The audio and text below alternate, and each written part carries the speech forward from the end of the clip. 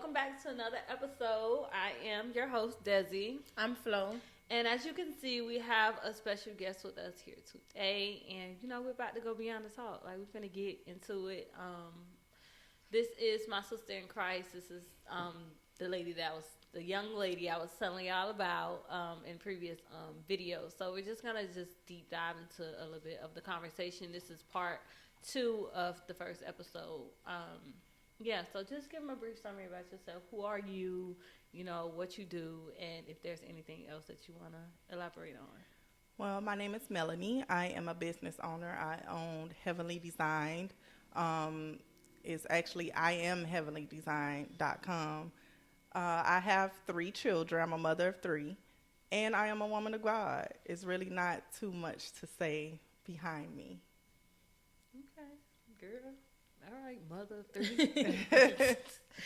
Okay, so as the first episode, we basically talked about being spiritually aligned, and I just want to get more into that. We have like 2 more subtopics, and the first one we're going to go into, and like as we go along with the episode, we'll ask you questions, and it's just going to tie in with the conversation. So, the third subtopic was spiritual discipline, and spiritual discipline I put up under which be spiritual solitude, being separated from people, fasting, stuff in that area. So, like, give me, like, a good input on how you feel about that, I know that when the Lord separates you and puts you into solitude to where you are alone, you're fasting, it's something that he's trying to do with you.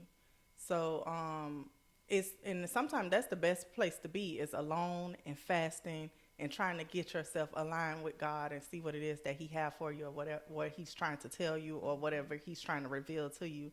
And that's the place where I'm at right now. I'm in a place of solitude, a place of being alone and fasting and praying and just trying to give all of my time to the Lord. But, I got children, so it's a hassle. It's trying to balance it out. Yeah. I mean, it definitely gets like that, because, like, I just feel like in that place of being, like, alone, sometimes that's the hardest place to be. But it can be the easiest place to be, too, because you're not in tune with everything that's around you, with the people around you, the noise. Like, you're muted to the world, but you're open to God. Right.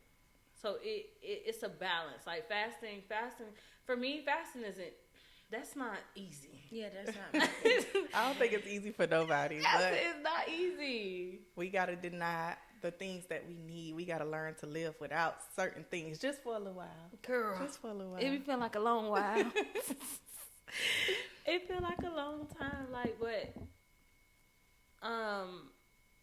fasting is just, I feel like when you do get off that journey of fasting, it definitely opens you up a little bit. Like, you feel lighter. Like, your world feels lighter. Like, you feel like you can just endure everything that comes. Like, don't knock me down too fast, but let me endure this, because I just got off of fasting. It's like an accomplishment. Like, who really want to do consistency? Yeah. I feel, for me, I struggle with fasting all the time. It's me being consistent. Yeah. Right. It's me going back, or if I come off of a fast, it's like the thing that I was fasting to release, I go immediately back to that place. That's I feel it's not like a break. It's not like, if you're fasting to get, like, stay off of something, or fasting away from a person. For me, it's not a complete. It's just in that moment. It's never like a breakthrough. I always seem to fall short, or I always seem to go backwards after the fast. I think it's your why have to be strong. Like, if you're just saying it, but in your heart, like, okay, if you're fasting from a person, I'm fasting from this person because I'm mad at the moment. No, if I'm fasting from this person, it's because I really need to break away from this person, and this is something that I really want to do in my heart. You wouldn't go back because it'll be settled in your heart. Like, all you need is a made up mind. Once your mind is made up, then that's it. It's gonna break. You have to really to know, okay, God, I really need this. Lord, I really need to break free from lust. Lord, I need to break free from this. This is what I really want. Can you deliver me? Right. You have to, and that's where your prayer come in when you fast. When you asking him, Lord, I need deliverance. But it has to be from a pure and clean heart. Right. You can't do it just because, I'm just doing it right now. I'm mad at him, or I'm this and that. But in reality, you not 100% set in your heart that this is what I need and this is what because once you ask him, he's going to do it immediately. Right. And I know some deliverances take time, but back when I was like really in the world, when I wanted to stop drinking, all I had to do was say it one time, and he took it directly from me. I didn't have the urge. I could go on South Beach and not drink nothing. It was gone. And I was so amazed. It's slow true. pace. No, it's true. Like, I did not have the urge to drink at all. And it shocked me. Right. Because it was like, he had to be waiting on me to ask this. Yeah. Because I kept saying, man, I can't go down this path. But then once I just said it one time, and it was completely gone from me. And I would be looking at the bar like, I cannot believe this. Like, girl, I don't even want to drink have like, God is really real. Because that's what we was just talking about. Like, he is really real. And if your heart is set 100% in your heart, and you know this what you want, it's gonna work. It's gonna break. It's not gonna be, I'm gonna go back. That means you wasn't all the way in from the beginning. Right. Like, you got one foot in and the other foot out. Right. Like, you do, but you don't. Right. Yeah, I mean, girl, at this point, smoking was one of mine. That's something that he took away from me. The weed. I never had an addiction like that. Girl, you know? Like I never smoked, so I don't know. With smoke or drinking, it's just once I set my mind to let it go, I let it go. It's not something I have to do. You know how some people like really have to drink. It's not something. I come home, I say I'm gonna have a drink after work, and once I come home, shower, I don't even want it. See, me, in order for me to go out and have fun, I had to But drink. that's me too. But I don't have to drink like, how can I say it? I drink to just level myself. Yeah. I don't drink to get drunk. Yeah. Like, I know this one cup will put me right, like, on my way there, I can drink one cup and I'll be okay. I'm bubbly. See, you wasn't a drinker. See, yeah. I was a drinker. No, I don't have to I was a drinker. Drunk, but that's how I am too. In order for me, and that's something that I feel like I have to overcome, because you should just have joy and happiness. It shouldn't take something to get me comfortable around, or if I'm uncomfortable around certain people, I don't need to be around you.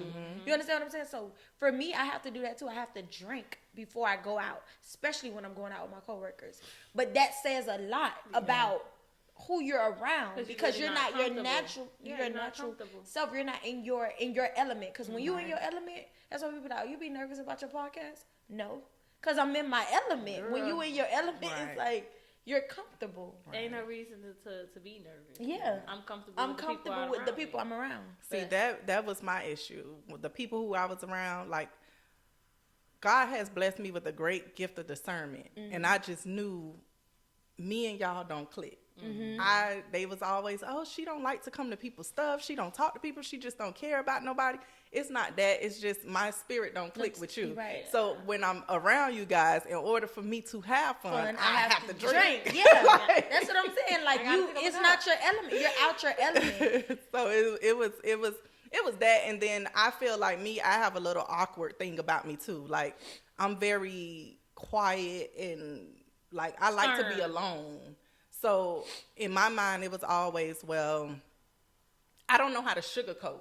Like, I don't know how to make stuff sound cute. Yeah, that's cute. If I'm sitting there thinking about it, I'm trying to think of a way to not, say it and not say it like in a mean way. So I'm like, if you ask me something, I'm gonna tell you what it is and what it is. And everybody can't handle that. So if you're sitting in a group of 5 or 6 different other women, and you just quiet, sometimes it's like I could see things on you that maybe I don't want to say. Right.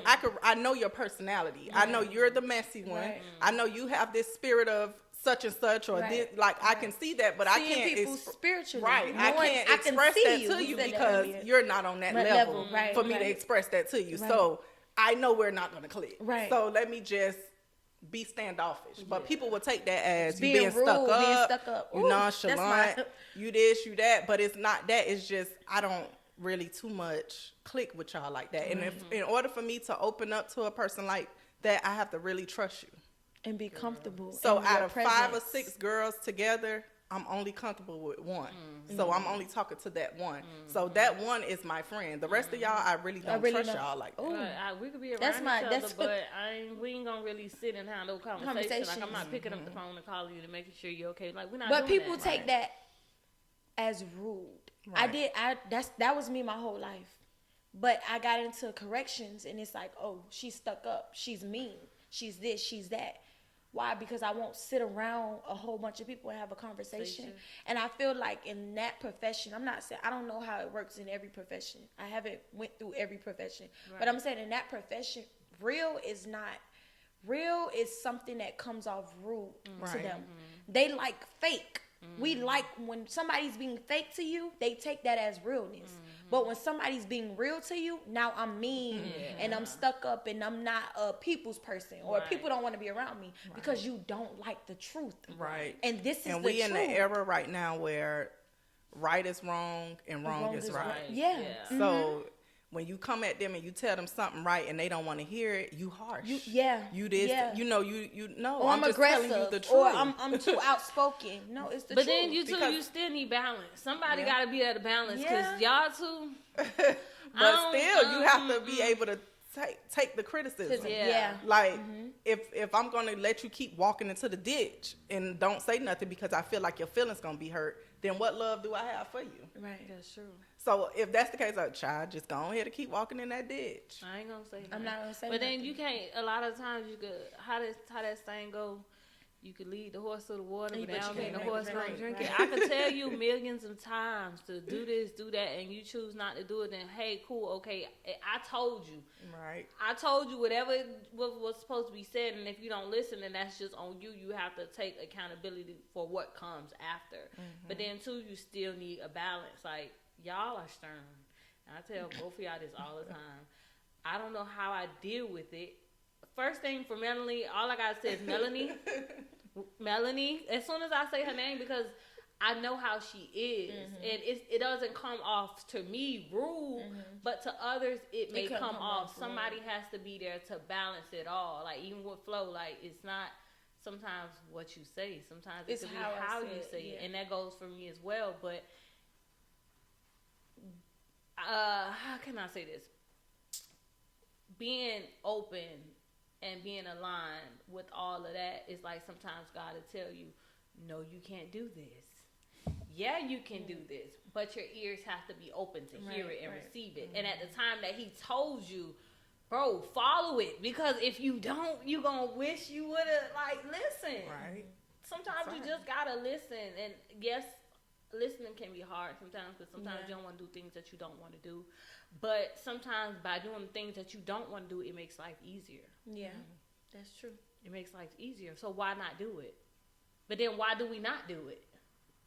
That's what I tell you. Knowing the right to something, knowing that I should be doing this, but I'm gonna still be disobedient. You understand what I'm saying? It's like almost I know I should be doing better. I know God woke me up at 3 a.m. so I can pray. I know that he isolated me from all these other people so he can show me who I need to have in my life and who I don't need to have in my life. But instead, I continue to go back to the people that he isolated me from. And I continue to toss and turn at 3 a.m. when I know I should get up and just pray. But I'm being disobedient. Right me too. I was just getting up in the middle of the night to pray. Like, I'm being disobedient when I know I know what's right. But I know choose this. to do wrong. You know what I'm saying? You call out what's right. People always say first you have to be aware. First is awareness, and then it's okay. What I'm going to do now? Now that I know everything I've been doing wrong, and I know the right way to go, what you do now? Right. Walk in it. Yeah. I'm struggling getting up in the middle of the night to pray, but I'm praying constantly during the day. Yeah. But it's some things that God can't reveal to us that he only want to reveal to us during that time. Yeah. Or sometimes it could be witchcraft or spiritual attacks that's going on that he's doing that. waking you up to say, Right. hey, This you is have to what- fight You have to- against this. yeah. But I just lay there like, Me too. I'm tired. trying Can to we get do it this out there. tomorrow? I don't even be tired. I'm up, but still won't get up but to I pray. still won't get up and pray. Can we do this tomorrow? Not even tomorrow, because you wait. He gonna say, okay, I'm gonna wake you up tomorrow at 3 a.m. And you Yeah. still ain't gonna Watch get it, up. I was telling You her gonna prolong earlier it. about the birds chirping. When I was going through like deep depression, like I was really like, I had birds chirping like 3, 4 o'clock in the morning. You ever heard like a loud, just nobody? the window. I'm looking at just one bird out there just chirp, chirp. Why you by my window? Like, why you here by my window? And it was like, get up and pray, say something. Right. Just say, Lord, please, like anything. Maybe he just want to hear from you because you're out. Like we was talking about spiritual alignment. We tied it back to just being spiritual aligned. I know when I'm off track Right. because he already put that down inside of you. You know when you're off track. Yeah. Like right now, I know I'm off track. I feel it. I look how I feel. I know that. But what are you gonna do About it.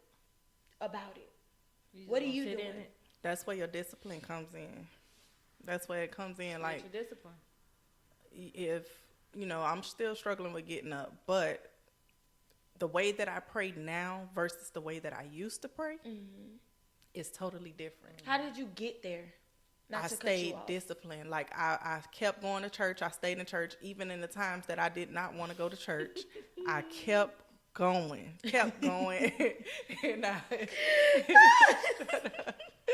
and I kept going, and I just built my relationship. Like I wasn't like studying nobody in the church. It was just me and the Lord. And when I got home, I continued to pray. When I got, before I go to bed, when I wake up in the morning, I start setting an alarm 6 a.m. every morning to get up and pray. Now I could get up and do that, but the 2, 3, 4 o'clock in the morning, oh no. But I set my alarm 6 a.m. Then I still pray in the middle of the day, and then I pray before I go to bed. It's just I started to build a relationship. Right. When I'm in the shower, I start just talking to the Lord while I'm in the shower. It could be just about my day, stuff that I just don't want to talk about and tell other people.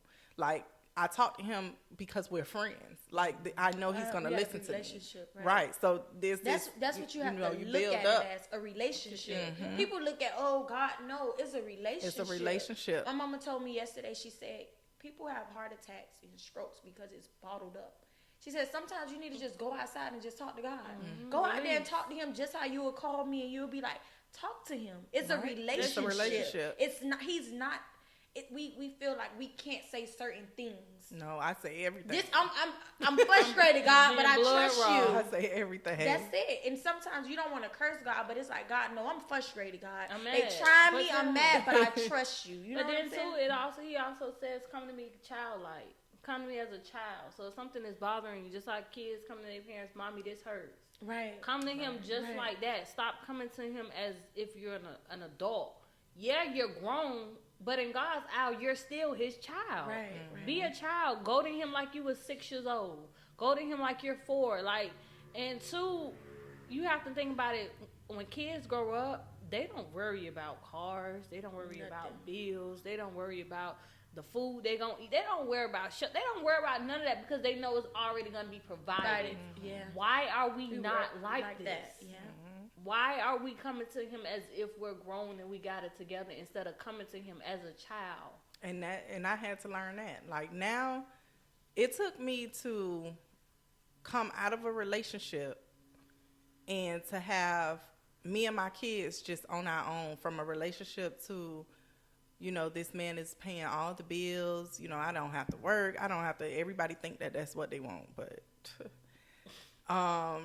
and it took for me to leave that relationship for me to realize that God was setting me up for this moment months before it even happened. I didn't miss a bill. I didn't miss nothing. And now I'm at the point where, because of that situation and knowing how God took care of me and my kids, I trust him on everything. Right.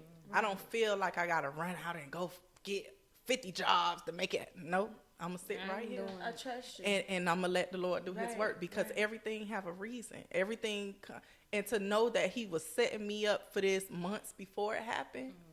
You always had my best interest at heart. You thought about me. You knew. You prepared me. Yeah, you prepared me for this. Yeah. And I didn't have to call nobody, ask nobody for nothing. I didn't have to miss out, or a light get cut off, or a school clothes didn't get paid for. Everything was done. I was prepared for it. You was a father. Yeah. You provided. Yes, you did. And from that point on, that's what we was talking about. I told her earlier, like, I don't shame nobody for their beliefs. You could believe in the ground, like I said earlier on the episode. But how can you not believe in God? Like our God, the God we pray. When we see Him pull us out of ditch after ditch after ditch. When we see Him come through time after time when we wasn't even worthy of it. When we fell short time after time, but He said, you're my child. And you have a gift that no man can take because I placed it in you. Right. And I'm going to always be here. I just need you to trust me and submit your yes. But sometimes we don't trust. Yeah. We don't trust. We don't give God all the trust that we have. Even if He said your faith should be like a mustard seed. And that is very small. Yeah. So if He said that small, if that's all you got, God, this is all I got. And this is all that I'm going to give you. This is all I got. And as you keep that faith and as you keep trusting Him, it gets bigger and it gets bigger and it gets bigger. And it's going to get big to the point where maybe God will put you in a situation where your faith is this big. Right. Yeah. And the situation is this big. Yeah. Well, God, we grew that small little bitty faith to so where now all of this will be able to withstand whatever this is. Everything. It multiplies by 2. It gets bigger, but we have to, trust Him that He's gonna do everything that He says He's gonna do. Like, even with me doing hair, like, I was just telling somebody, like, as long as my bills get paid, I don't care. And I recently had a dream that I was supposed to go back to an old job that I was working at. And I'm in the dream, like, I got the job in the dream, and I'm like, I don't want to go there. Like, I'm not doing that. I'm not going backwards. Why should I do that? Why don't you just trust me?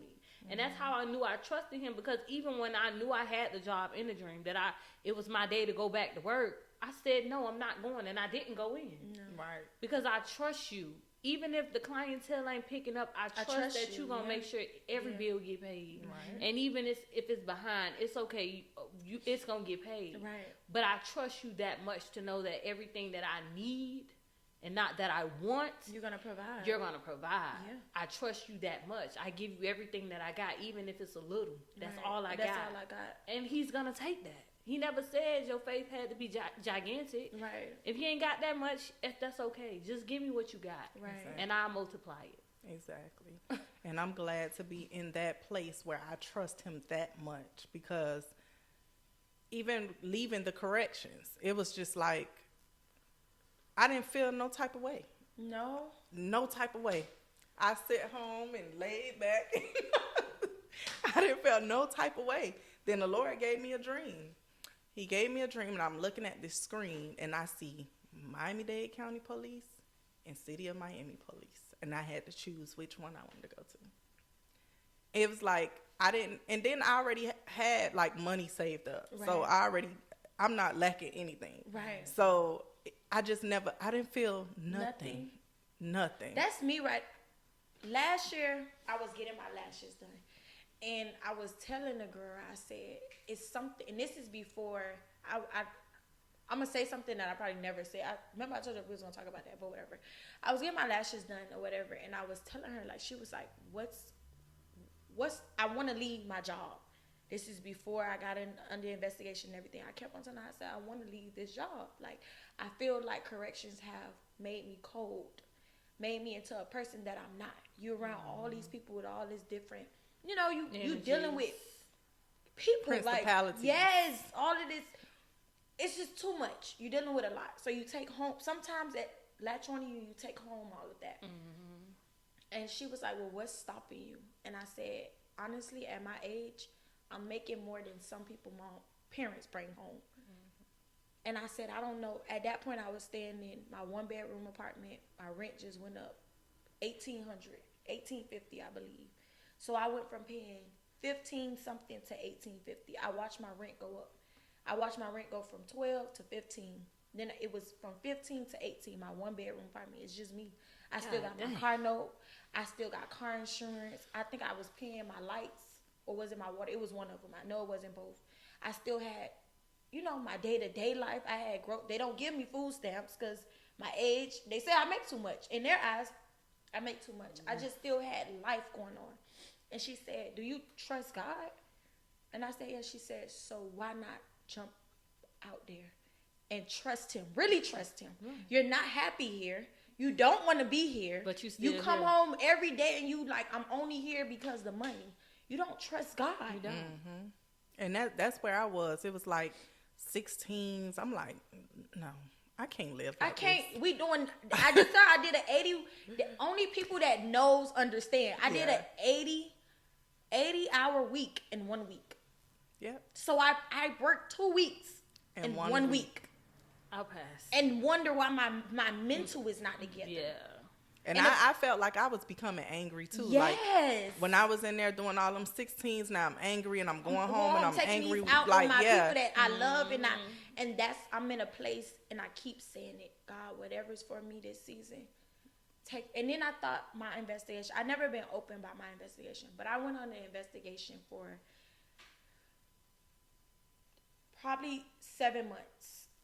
Don't quote me on it, but probably 7 months. I went under investigation. The first 2 months I went under my investigation. They never moved me from the prison.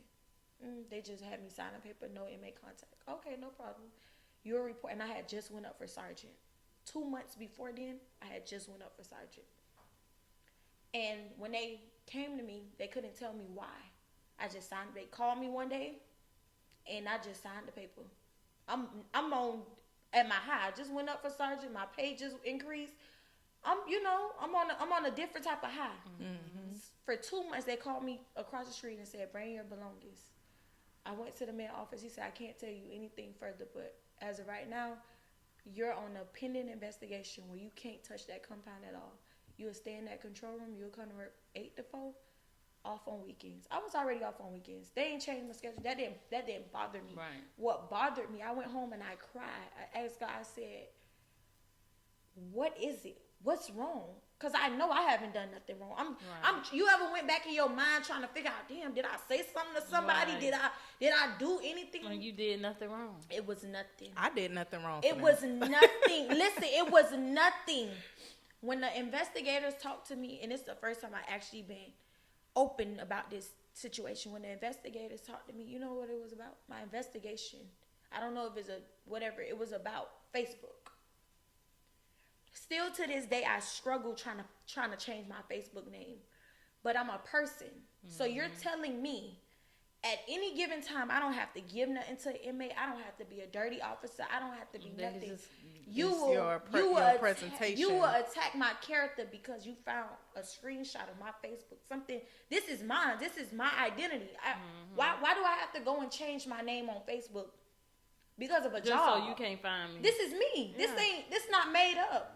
What if one day I want to go out into a business world or a real world where they check your social media and it's Dog Brown? Who? Excuse my language. People have their name. I don't know, but I'm just saying, like, this is me. Mm-hmm. You attacked my character. You really investigated something for 7 months. You made people look at me, and I looked at myself in shame because I didn't understand what was going on. Mm-hmm. But in that process, God allowed me to see, sitting in that position, in that control room every day, sometimes frustrated, He allowed me to see people for who they really were. Mm-hmm. He allowed me to deal with situations. He allowed people to come out the closet and show their hand that they wasn't for me. He had to sit me down because I was at an all-time high, and I kept saying, God, I'm frustrated. I didn't know what was going on. I kept on telling them, one day I really wrote up my resignation letter and went to them because I had it. I was tired, and I kept on saying, God, like, what did I do? But I never wanted to leave under those circumstances. Right. Because I knew I had done nothing wrong. Mm-hmm. See, this is the time where you need to go in fasting Right. and isolation to see what God is trying to tell you to do. Because sometimes when we don't move, when He want us to move, He'll make things uncomfortable to make you move. Right. So therefore, you don't know whether He wants you there or not. Right. So that's why you need to go into fasting to see what it is He's going to tell you. And you really need to stick to the fast, because sometimes He don't give us the answers when we're on the fast. It's after we're done with the fast, then He'll start, the answers will come to you. So this is the time where you need to see, Lord, where do you want me to be? Because maybe it's something that He want more for you. Like when I went to the corrections, you know, the pastor prophesied, she said, you're only going to be there for a season. And I was like, when I left, I'm telling my friend, I'm like, I didn't know, it was going to be that fast. Yeah. She was like, It was only what for you a mean? season. It was only for a season. It was for a season. She said a season is 3 months. You actually been there for 2 seasons. So, you've been there too long. So I was like, well, I didn't know it was going to be that fast. And then we was in the middle of the academy. And while being in the middle of the academy, everything just stopped. But when we first got to the academy, the Lord told me to fast. And I didn't fast. And I kept saying, I can't fast right now. We in the academy. I can't be out here running. And I'm going to fall out. Yes, you I don't can. eat. I did it to pass my test. So I'm like, I'm going to just wait till after the academy. The Lord cut the academy short. You got to go. Y'all got to go back. So once I left, No, that's she wasn't when, working there no more. Yeah, I was gone. Wait. They put me back on the compound. To fire you. Yeah. They put me back on the compound. But they had, the other girls, they had already fired them. Why you saying Me, it like they did that? not fire. They just put me back on the compound. So everybody thought that You was they going was going to recycle me. Yeah. So I was on the compound for like 2 weeks. And I was just like, no, like, I'm not finna be just sitting here. Now I'm doing 16s again. And I'm like, Lord, I really don't want to do this. So I went and I fasted. And the Lord gave me the answers to why this happened to the job. Who was responsible for it and what actually happened. But if you would have fasted when I told you to fast, I would have gave you the answers to fight against this. Spiritual discipline. But since you did not fast when I told you to fast, this is the outcome. Now, He could have just left me in the job, but this was a lesson that He needed me to learn. So now I'm going to take you out, but I'm going to give you the vision of where I'm going to put you. And you're going to have to choose between this one and this one. So had I knew then what I knew now I'm fasting. She called me and say, I got a dream we supposed to let's go fast. No, the whole issue is, God, tell Desi such and such and such. No, I just pray that the Lord continue to work on Desi. No. She said, God, whatever you need for me to do, tell Desi so she could tell me. Mind you, I have been having dreams about her 3 days prior, but I was mute, so I wasn't saying much. She'll call, we'll be on the phone, but I won't talk about nothing. Girl, I done had this dream, and I'm like, all right, now it's the go. Call Melanie. Melanie, girl, God said we gotta go on the fast. I don't think I can do this again. And she told me something, we gonna do 24 hours. Melanie, bro, I could barely get through the first 12. What are you talking about? We could do 24 hours. Melanie. Nothing. No but food, it no was nothing. because, He gave me the message. I didn't know she had prayed and told God to tell me to tell her something. I didn't know that. Right. I just got up, and after I had the dream, I was like, I'm going to call you in a little bit.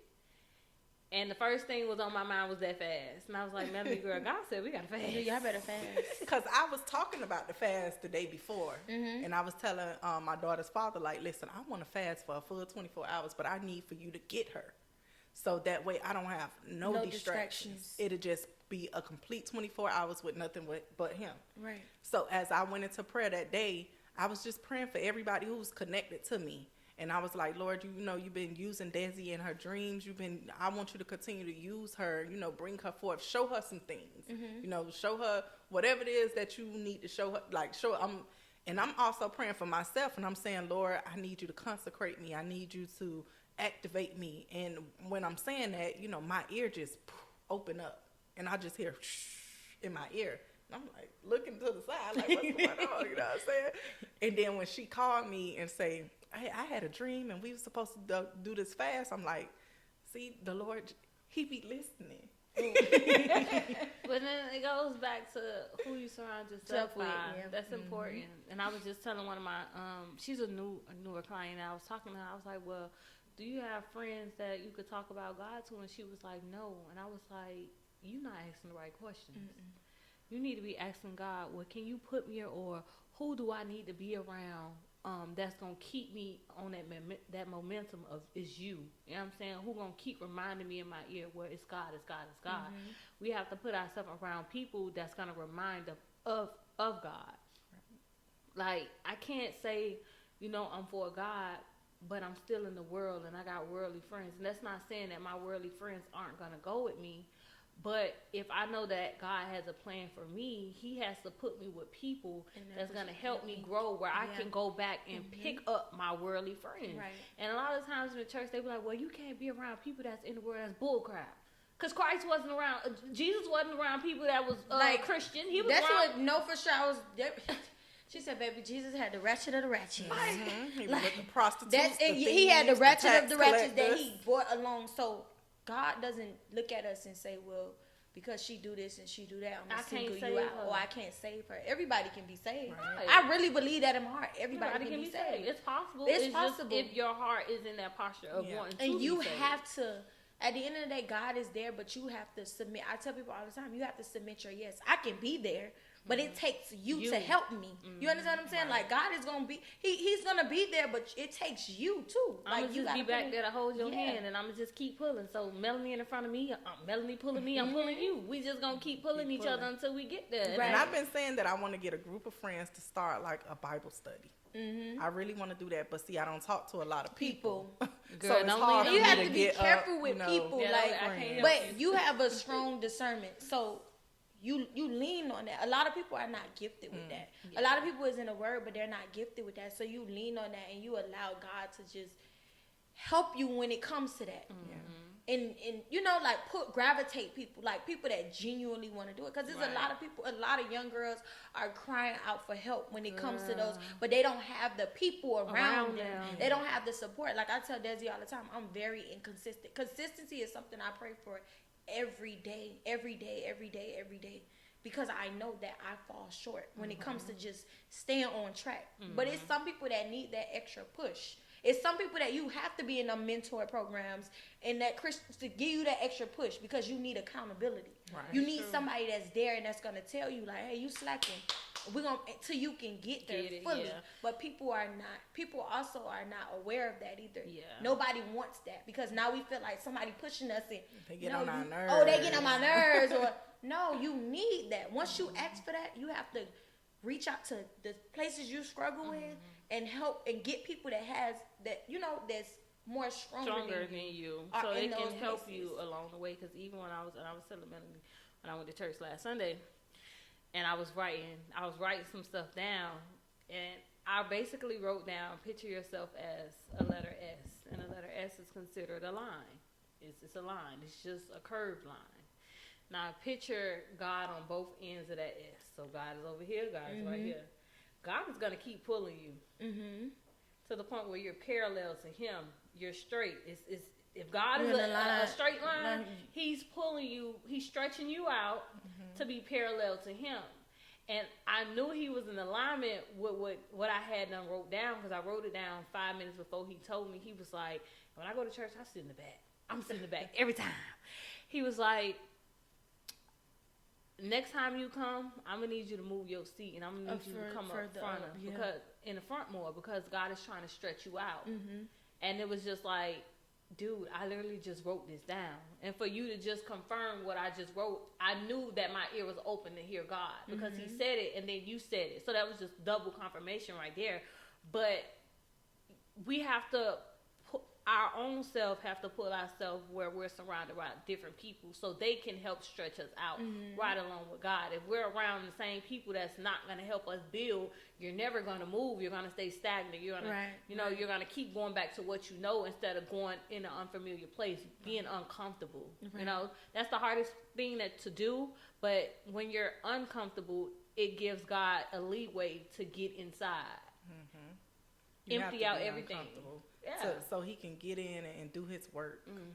Like I whenever I do, I know I'm gonna do it one of these days. Get a group of women. We could just do Bible study. I want to do like Bible journaling. Like we could have the Bibles that they have with you could write. Oh, you could write like our topics. Yeah. Stuff like so that. like all of the little colorful stuff, and we could just really study the Bible like from cover to cover. Yeah. So that way nobody's jumping around. We know these stories. We know how it go. We know what we looking for principles. We looking for promises, and we looking for prophecy. And we know the word of God. Can't nobody come if you don't really know and you never read it. Then people could come and deceive you and tell you anything. Yeah. And then you will be sitting there saying, "I don't believe." Right? I don't. Yeah. If somebody come up there and they saying something wrong, us as women will know. That ain't right. That ain't right. So we know not to receive that word because we know that that's not right. Right. So I know I'm gonna get there. I'm gonna get there to where I can, get a group of I don't know what it is about me, but it seemed like younger women gravitate towards me. Even with working in the corrections, all of the girls who was gravitating towards me was like 20, 24, 20. It's like, and I'm like, I'm not y'all age. So I'm gonna get there. Everybody just, they just gravitated towards me. And one of the girls, she say, you know what you should do? You should do like a text thing where you could send out stuff on the text. She said, because I be needing it sometimes. Yeah, especially in corrections. I tell people all the time, people in corrections, we're fighting our demons. And we're fighting it. And if you don't have an outlet outside of corrections, you fall for anything. We fighting, you fight a lot of demons in there. You a demon slayer. You're gonna fight a lot of demons, but when you're not strong enough, you fall short because you tend to act out. When I first started corrections, Lord, if it wasn't for God, I was acting out. Desi know, like I was doing things that I wasn't supposed to be doing. I'm just, and it's just me, girl. Okay, go ahead. But that's what you want to do. Some people find God in that place, and some people don't. Whenever I would walk into South Florida Reception Center, as soon as I get to the front, I can feel it. You can feel it. It's like a darkness just come over cloud. you. And then whichever dorm they send me to, like if they tell me to go to Juliet, I'll be like, you know what? I know me and the principality in there don't get along. So I would have to pray before I go in there. And it's certain people, I have learned too, it's certain people you don't get along with for a purpose. It's like, why she always, when I'm around, always just got so mad at me or got an attitude. I ain't do nothing to you. They can feel it. Some people can feel that. Like, I'm gonna stay away from her. Like, her spirit too strong. Some people, we try to, and I beat myself up or I think about it a lot in my mind. Like, dang, what did I do now? Because I'm aware. I don't want to step on nobody's toes. Or if I feel like something happened and I had no control over it, I'm still like, dog. Like, but I got put in that position and it had nothing to do with me. But I beat myself up and I have to stop. And I think that's something that I'm going to work on this week. I have to just let it go. It had nothing to do with me. I know I had no ill intentions in the situation. I just got put into it. But I knew in my heart that all my intentions was pure. And you have to let that go because I think I'm my biggest, like, I'm really big. Like, mentally, I beat myself up. Nobody ever know that I'm going back and forth with myself on this, but me. Because I beat myself up about a lot of situations. Like, how could I make a difference in this situation? How could I have changed? Or how could this situation went this way if I would have did this? Right. Like, I think about it and I ponder on it. But you can't go back. Yeah, after it's done, you really can't. Like, you really can't go back. So it ain't really. Why beat yourself up about it? You can't change it. It already happened. Yeah. You can't really change it. But I don't know. This episode was really good. It was really good. But hopefully, Melanie, when we do our 1 year retreat, you can have, because we're doing 15 to 20 tickets. Yeah. We're trying to do 15 to 20 tickets. So if you have your group by then, hopefully I do. I hope I will. Hopefully I will. I'm gonna say I will have it. You got to speak it into existence. Then that's something I think would be really powerful. I know I've been thinking about that a lot. Like, we have a lot of things in store for that retreat. It's going to be a weekend retreat. It'll be big. And we'll be bigger than we are today. Yeah, now. So have y'all decided where y'all want to go on the retreat? No, we'll talk about that. We'll talk about that off camera. But we're gonna end this. Yeah, because we didn't do it on the last episode, so we're gonna end this episode off with a question.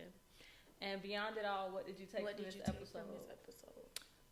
What I took was we have a lot of different people that think a lot of different ways, but you know, when we put God at the center, it just all come together. Yeah. It all come together. She may think one way, I may think another way. She may feel one way, but when God is at the center, it all comes together, and we can all get together and learn from each other. We can learn how to fast, how to be consistent, how to be, you know, maybe something that I'm not strong in, she may be strong in, or she may be strong in, or vice versa, however it goes.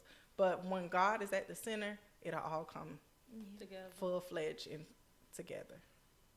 Go, girl, you looking at me. I know I was next. One thing I learned, I don't think it was overall today. Like, I came in a funk, and I've been dreading this conversation. And one thing Desi said when we first opened the episode was be open. Because we already had a conversation or a text, like, this is not one of my strong fields. And it's not saying that I don't believe in God, or it's not saying that I don't pray, or I don't know the gift that's inside of me. It's just not one of my strong suits. I'm not consistent when it comes to being spiritual aligned. And that takes time. It takes time. It takes me being consistent. It takes me putting in effort. It takes other women around me to hold me accountable when they see me falling short. So it's not something, you know, I know, like something that I took from it. It's something that I just, it's something I took from it. But it's me personally, because now it's like, okay, I'm out of my funk. I could probably go home and do this and do that. But the first episode, it was just like, you know what? Like, I'm going to try. I'm going to give you what I got. And he did. And he gave you some. Oh. But do ask, I keep hearing, you need to ask him what your purpose is. Yeah. I told you that earlier. Yeah, you need to ask him what your purpose is. But what I took from this conversation was... That was a long pause. I'm sorry. I'm sorry. Because I'm trying to get it together. What I took from this conversation is, like, don't beat yourself up. Just walk it out. Just let the ball roll. And however it go, wherever it go, just keep following it. And know that God is going to be behind you every step of the way. That's it. That's it. That's all. So we're going to end this episode off, guys. We're going to see y'all back again in I don't know how long it's going to take. But y'all get this stuff. But we'll see y'all soon. We're signing off on episode 4. And stay tuned so much for coming. 5. Thank you. No problem. Anytime. 5 and anytime. 6. Yeah, 5 and 6. Thank you so much for coming. I enjoyed this. You're welcome. I'm glad to be here, and I'll come whenever you call me. Period. Bye, y'all.